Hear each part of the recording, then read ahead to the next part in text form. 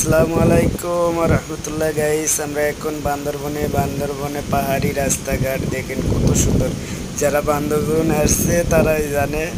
আমরা এখন দেবতা খুম গেছিলাম, এখান থেকে দেবতা খুম থেকে আমরা এখন রিটার্নে আসছি। আমার সাথে কয়েকটা ভাই ছিল বাইকার, এই ভাইদের সাথে আমরা একসাথে ঘুরলাম। আমরা একটা গাইড নিয়েছিলাম, গাইডের সাথে নিয়ে ঘুরতে ঘুরতে খুব ক্লান্ত। এই ভাইটা খুবই ক্লান্ত, হাঁটতে হাঁটতে পাহাড়ি পথ অনেক পরিশ্রম হয়।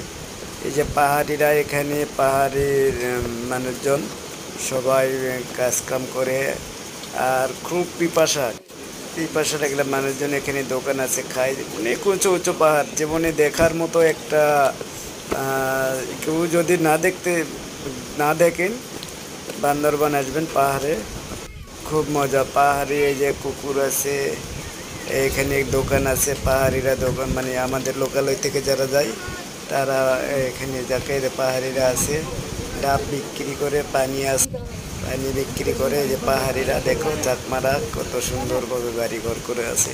এটাই এদের জীবন। আমাদের চাইতে এদের জীবন অনেক কঠিন, পাহাড়ে উঠতে নামতে অনেক কষ্ট হয়। তাতে আমরা যারা যায়নি তারা বোঝে। যে একটা মহিলা যাচ্ছে রুমের ভিতরে, একটা বাচ্চা আছে, একটা মহিলা আছে, এদেরকে নিয়ে আসতেছে। এই ছোট ছোট বাচ্চারা আমাদের খাবার দেখে আগে আসছে, আমরা ওদেরকে কিছু খাবার দিই। এই যে এটা আমাদের গাইড, আমাদের নিয়ে গেছিল। আমাদের সাথে যে কয়েক তিনটে বাইকার ছিল, আমরা একসাথে 5 জনে একটা গাইড নিয়েছিলাম। এই যে এখানে আমি আমার বন্ধুরা দিলাম এই যে পাহাড়ি মেয়েদের সাথে একটু ইয়ে করলাম, ওরা বিরক্ত মনে করলো না। আমরা ওখান থেকে খাওয়ার জন্য একটা